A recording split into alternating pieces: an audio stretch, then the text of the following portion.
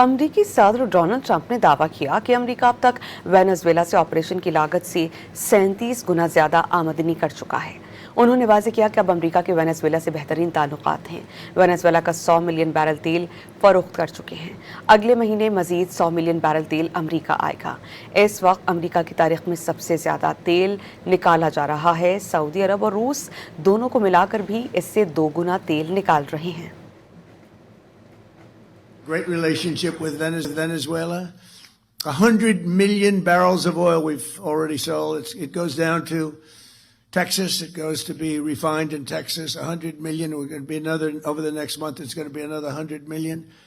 And you'll be happy to hear this because you're a lot of great business people here. This is the first war that you've seen in the United States for a long time where we actually have paid for the cost of the war by about 37 times already. In other words, it costs us a lot. By the way, more oil is being drilled right now than at any time in the history of our country. We're doing double. Think of this. We're doing double Saudi Arabia and Russia combined. Double Saudi Arabia and Russia combined. Nobody knows that.